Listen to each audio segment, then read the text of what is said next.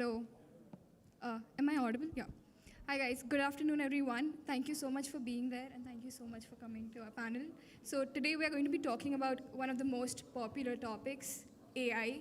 But we want to discuss how India can use AI not just for economic growth, but also for inclusive development and public good.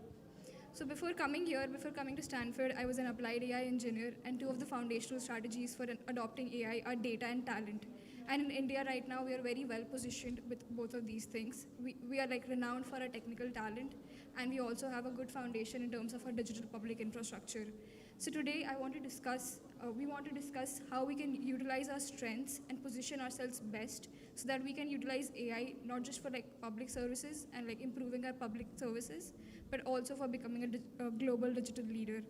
So I'm going to start off with like a very broad question.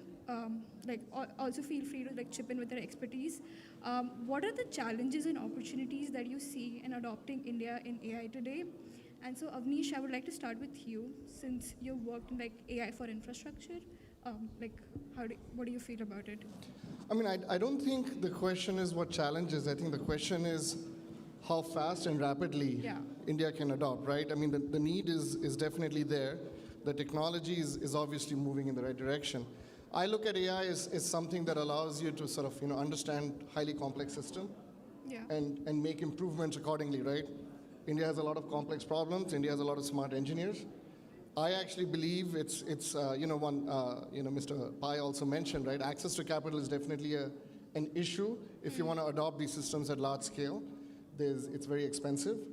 So if I was to put a point there, I would say probably access to capital would probably be the biggest issue, and that's maybe where the government can help as well. So,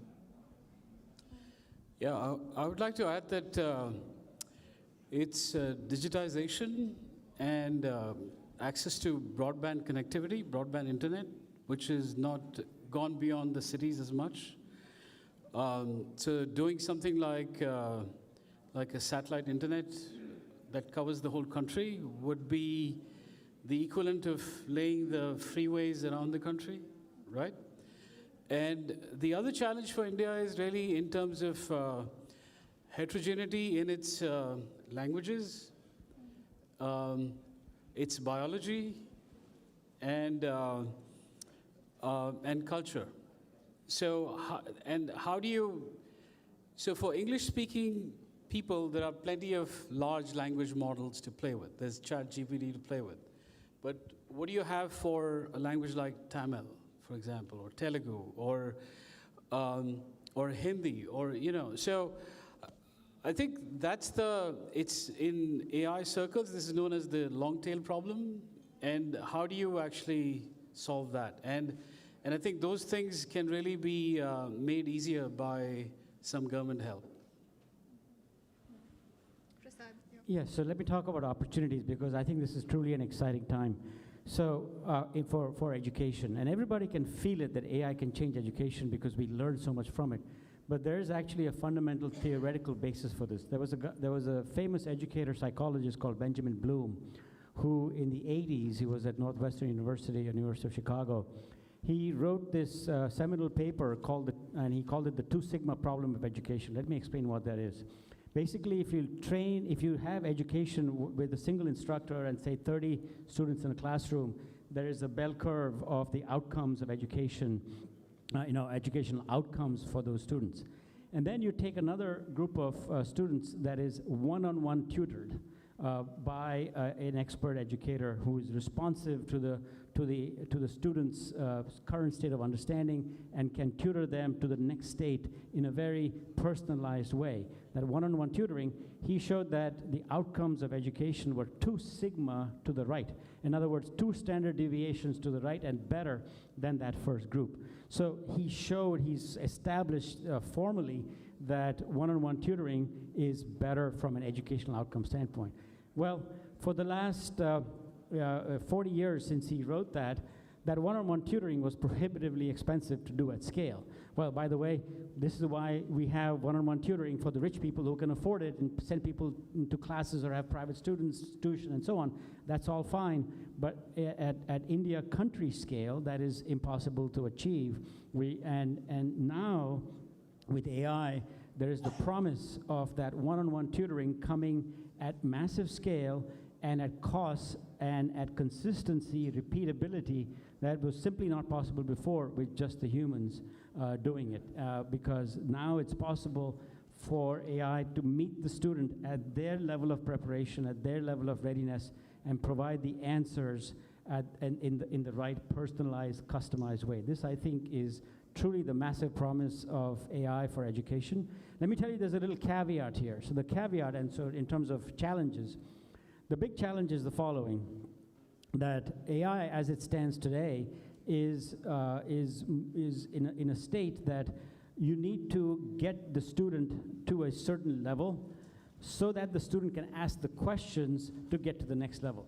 There's that little readiness that needs to happen. You have to cross that readiness barrier, and once that barrier is passed, the student can evoke the questions, or the AI can understand where the student is actually stuck by doing that assessment.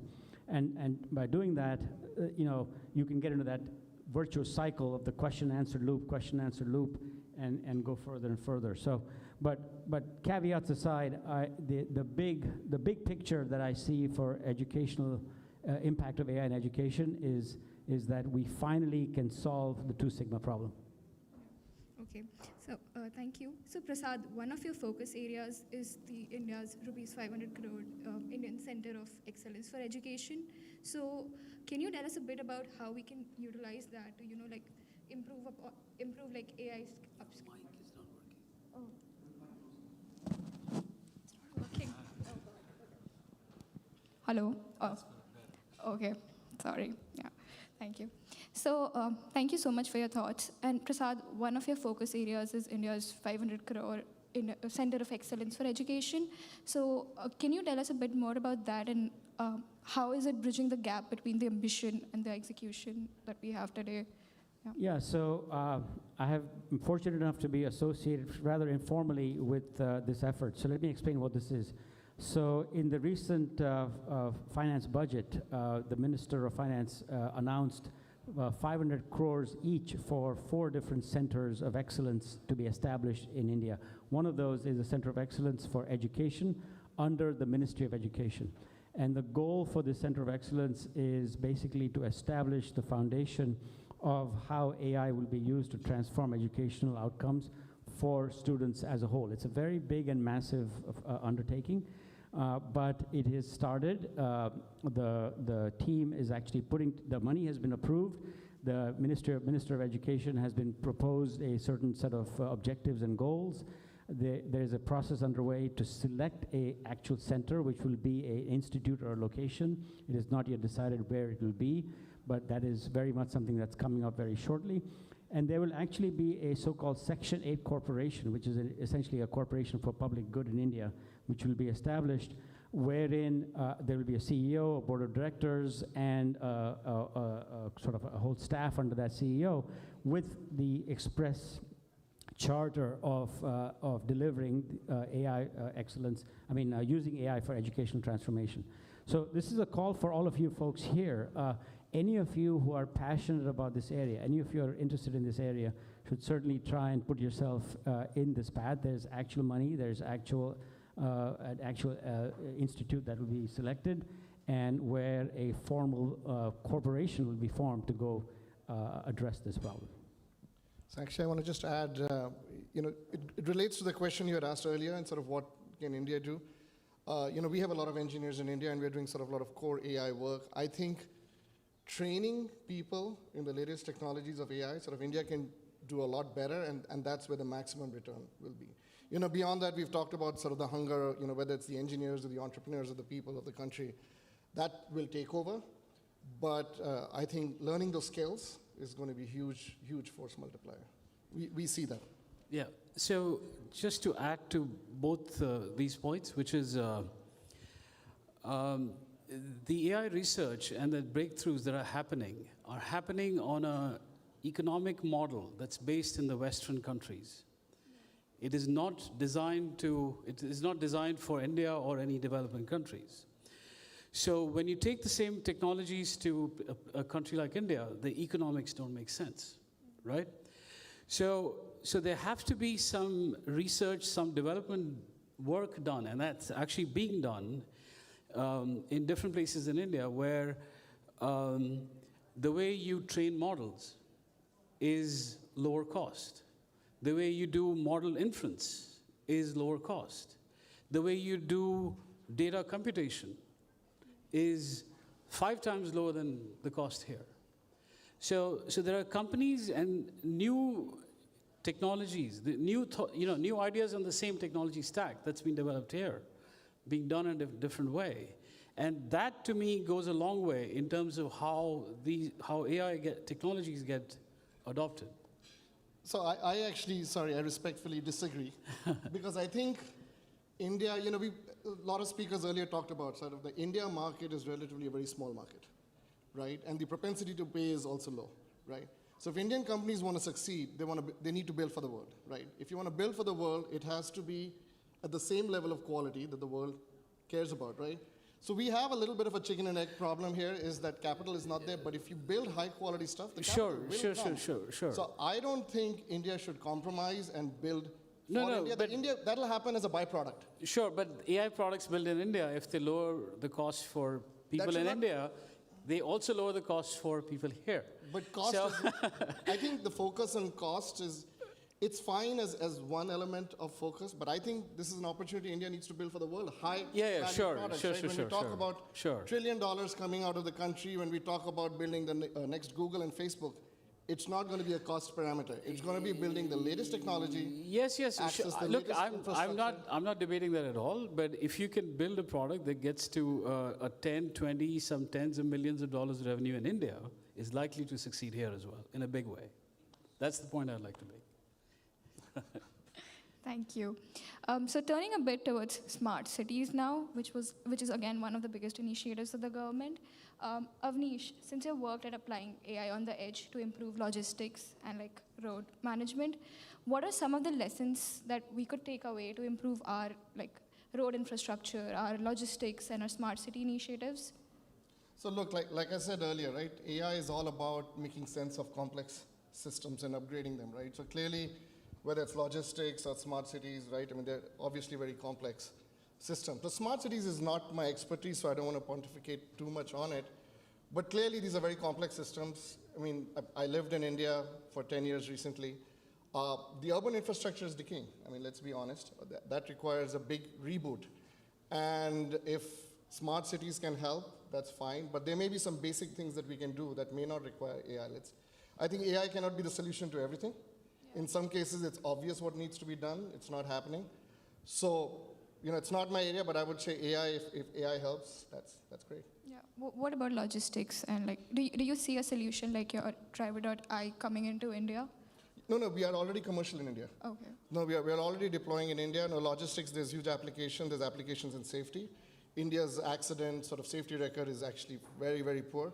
I mean, we have the data, right? We're doing about 1 billion miles a month right now. In India, accident rates are 10x the US, right? It's quite sad. And clearly, the road infrastructure is a huge factor, but sort of technology awareness, technologies like ours for improving safety, eventually towards a path of semi-autonomous, autonomous driving would definitely help. Efficiency through routing and logistics, right? I mean, fuel efficiency, vehicle predictive maintenance, huge applications for AI. And it's happening. I'm not saying something that's futuristic. It's already happening. We are doing some of it. There are other companies much bigger than us doing even in larger scale. And again, the way I look at it is maybe the transition happened a few years ago. I think India is part of the global stage, which means the solutions to India are going to be very similar. And people need to build for the world. And India is a great place for talent. And use that. And obviously, when people are in a certain region, they understand that region better, so they tend to gravitate towards that and solving those problems. That'll happen naturally. But the one mindset, at least I strongly believe in, I've always believed in, India can be the R&D capital of the world, and that's where India should invest in. Okay, yeah. So Sanjeev, with your background, and would you want to explain how we can build that infrastructure, not just the hard infrastructure, in terms of compute and networking, but also soft skills to expedite India as the R&D capital of the world?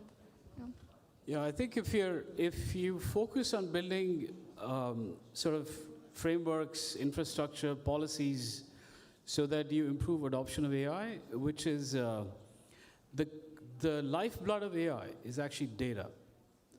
And you can look at, so see what's happened with the India stack, for example, right?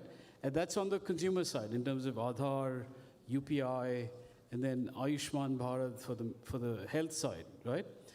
And there is, there is data there's derived data out of these systems that is now available for public consumption. Similarly, there needs to be, if you draw the parallels between what happened in the US recently and what can happen in India, for example. So you have this agency called ARPA, or ARPA-H for healthcare. And these are research organizations funded by the federal government, and that are providing things like data sets, reference data sets that can be used for, it's like genotype, phenotype for the population, okay, which can be used for medical research. There are genomic databases, there are, for public health, there are disease databases, and so on. So similarly, that infrastructure can be established in India, and actually with the current budget, the effort has started with the COEs that the government has announced. So as things get more digitized, there will be more effort put into collection of what's called master record of information, which can be used both as a reference information as well as something that can be analyzed and mined for insights. So I think that's where the government can help. And the other part they can help with is like the place where the private sector and the public sector meet, and which is really, if you look at it, that's in accelerators at research institutes, like tier 1 institutes. IIT Chennai has a good one, IIT Bombay has a good one. So that's the part where I think the government can invest. And in fact, the current budget had something called Deep Tech Fund of Funds, money set aside, which is about $2.5 billion. So some of that investment can go into these places to set up computing centers where you can give access to GPUs or compute platforms that are not easily available to new startups coming up, right? So I think that those are the places where we can make a difference in terms of infrastructure that can help AI. So I guess my question is, what next? So I would like to ask you, Prasad, now that AI now is often compared to earlier tech revolutions, like mobile, internet, etc. So what are the parallels, since you've been in the Silicon Valley for so long, what are the parallels you can see with the earlier tech revolutions in terms of pace, equity, and how can we utilize those learnings in India? Yeah, that's a great question. So I think we were just talking about it at our lunch table, and we've seen this movie before where the internet came along, and it was a sort of an open revolution. It open in the sense that the standards were open, but it was also open for companies to come up and build, and I think, especially today, where we stand today with all we said earlier about the capital, the smarts, the engineering talent that's in India, I think we talked about two possible models that we can take. One is the China model, build a closed wall garden, and let only local companies survive. India could adopt that model and say, we'll only let Indian LLMs into the Indian context. And I think that would be a mistake. I think it should be a fully competitive, open market model where, of course, Indian companies should compete and should build their own infrastructures, should build the LLMs, should build the stacks on top of the LLMs, and compete for market share, basically, in an open way, as much as you let the American companies in that want to come in.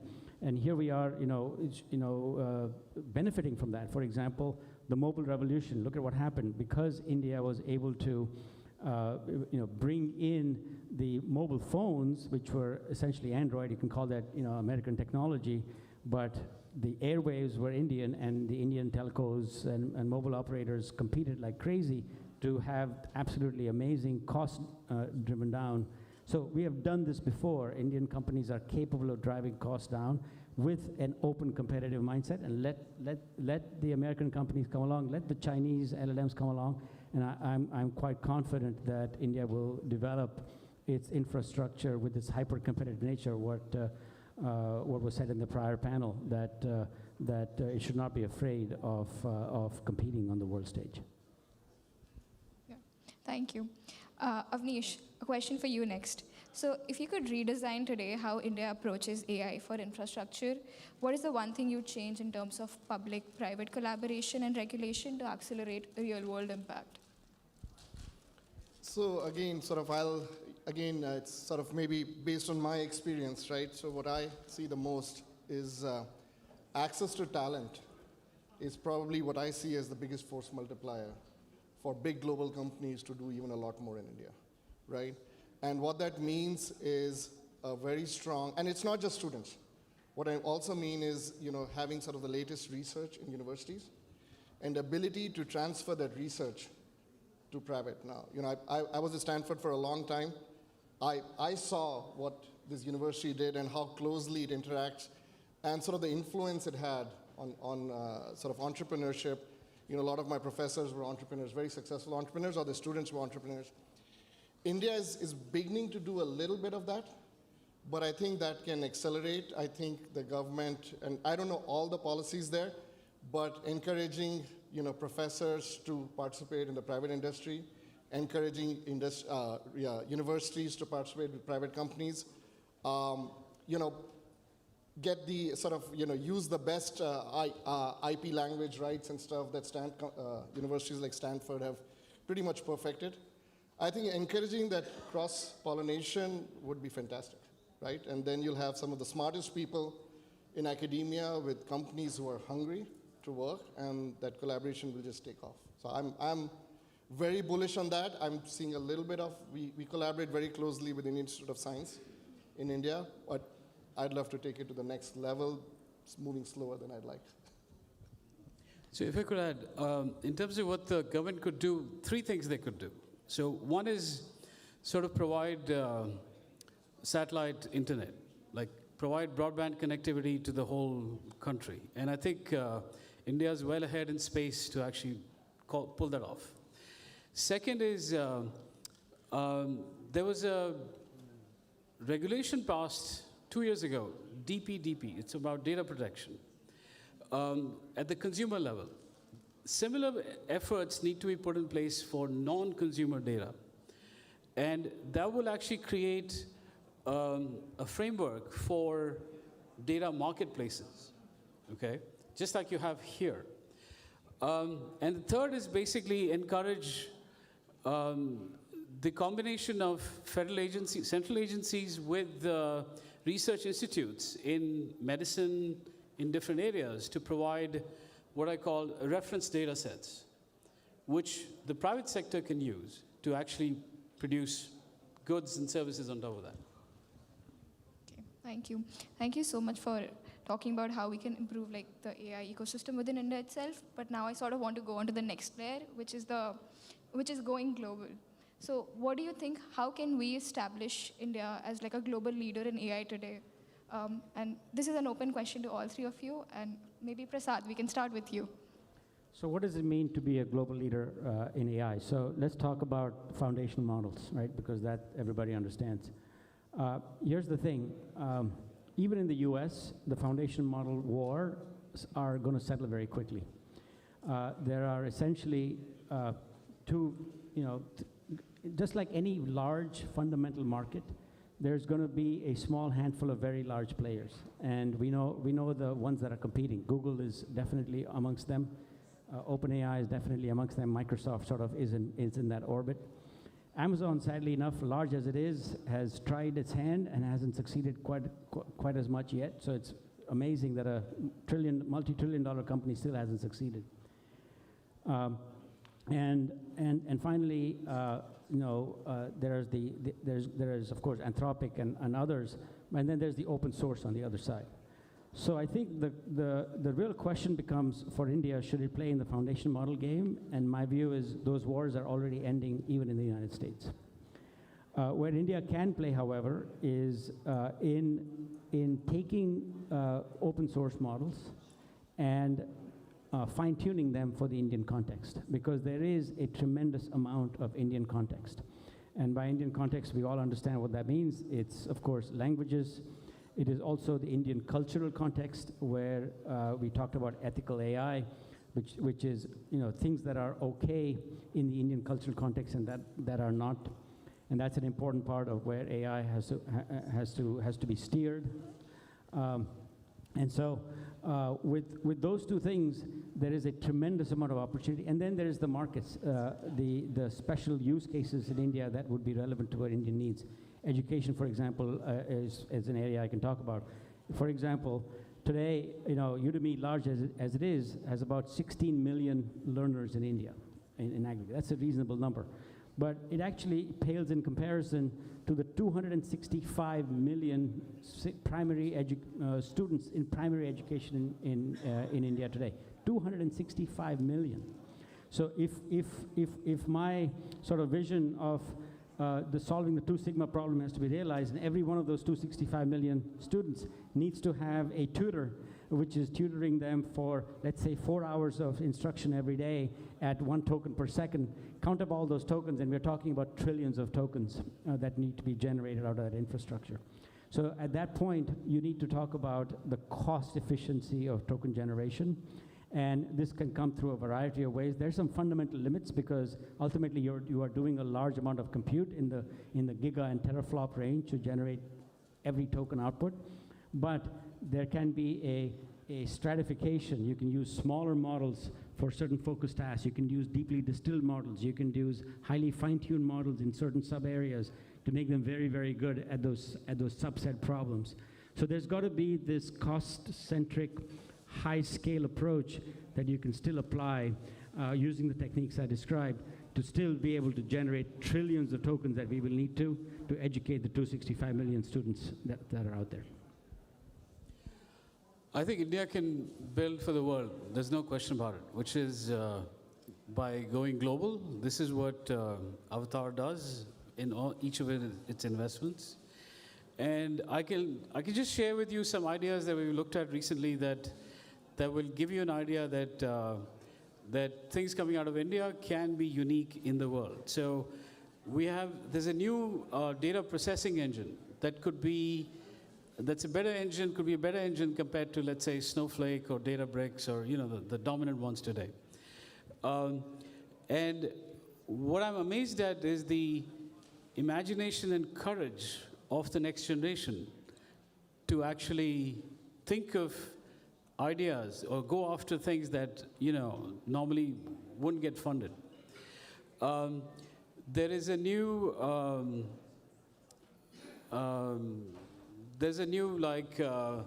what is it? The quantum computing company that's come out of India, that's come out of Bangalore, which is trying to do something around molecular modeling and for drug discovery as well as material science.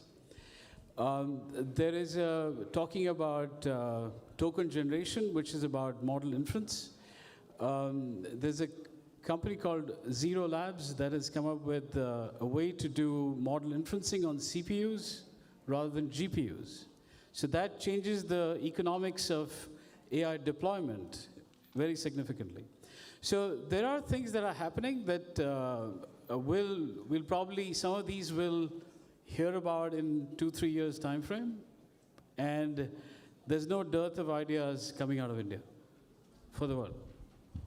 So, sort of going forward on what sort of Prasad mentioned, right, is horizontal AI platforms, right, like OpenAI and Anthropic and all, right? In my mind, those require massive amounts of capital. Development's already happening, and while we all talk about eventually capital will come, there's sort of a practical issue right now in terms of access to capital. But what Indian entrepreneurs can do very well is focus on niche vertical applications build solutions. And AI is just now a tool, right? To say use AI, it's almost like it's like use Python, right? I mean, you're going to do it, right? So I think it's more about building for vertical applications. But I do think what's important, even in our journey, right, and I'm repeating what others have said as well, but it's my experience as well. Go-to-market is difficult. The revenue is global, right? Why restrict yourself to a $4 trillion economy when you can go after a $50 trillion global economy, right? So you want to go for a global market. For the go-to-market, especially US is one of the the best markets to go after, right? You want to supplement with go-to-market skills over here. You want to supplement with technical talent over here. US still has the best experienced talent in AI, no doubt, right? And so you want to leverage that as well, right? And I think this is where forums like this and people here who are well connected, have access to capital, I think if they can help Indian entrepreneurs with finding the go-to-market motion in the US, I think that'll be amazing, right? I think that can just unleash a lot of entrepreneurial spirit and a lot of success will happen. Thank you so much. I would now open it to the audience for questions.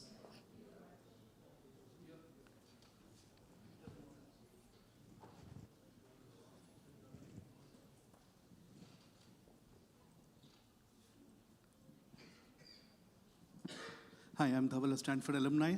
The question I had is about the products in India that make it or don't make it worldwide. Obviously, a lot of great things we are seeing happening in India, we are all proud of, right? But what is different now than before? Because we've been talking about this since last 15, 20 years, right? PC boom, internet boom. But why has that not happened before, and what will change now to make it happen? So I guess I'll go first. I think you were looking at me.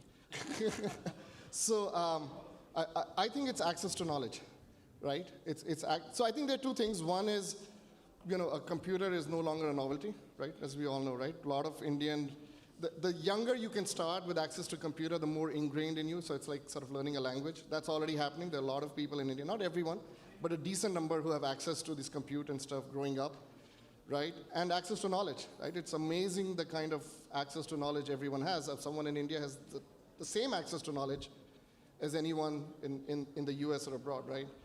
Sorry. And then, the success breeds success, right? Already Indian companies are successful. The younger generation is getting hungry and ambitious, right? They are being very ambitious. So I think it's sort of almost like you can see everything converging together you get the feeling, why not? You move from a question of, what can India do to, it's like, why wouldn't it happen, right? I mean, you almost have to think of reasons why this will not take off. And to be honest, unless something dramatic happens, I think it's an inevitability that Indian companies will do well, as good as any American company. Actually, if I could add to that, it's know-how. There is research, there's technology, and then there is know-how to build a business around it, which is what is changing rapidly. Okay, this is the entrepreneurial mindset, which is picking up. Every time you see a success, you learn from their successes and mistakes, right? Or if you don't have a success, right? So I think it's the scale of entrepreneurial activity. I mean, I spent 8 years in Bangalore heading R&D labs for Silicon Valley companies here. And this is from 2006 to 2014. And in the 10 years that I've been away from India, there's been a radical change in terms of, the technology is evolving everywhere, and people around the world get access to it like in no time, right? But what's different is, how do you solve a problem given a new toy, new piece of technology, right? And then having the know-how to understand the economics and the cost behind it. And then the know-how to build a business is what the Indian next generation is learning in spades right now. Any other question? Okay. Since we're nearing the end of time, and I've already been told twice to end it, I would like to end it with a rapid fire round for you guys. So if you could tell one thing, one piece of advice to the Indian younger generation today, entrepreneurs, investors, educators, what would you say to them so that we could become a leader in AI? So anybody can start, whoever feels ready. I'm going to say, learn everything about the technology. Go deep, understand it. It's not a black box. If you ask the questions, you'll get the answers. Learn the answer to the so what question. Every technology is new technology, but so what? Does it solve somebody's pain? Does it? So if you can figure out how to solve the so what question, you'll succeed. I would say think global. The world is 10x, 20x bigger, and you can do it. Awesome. Thank you so much. Thank you so much.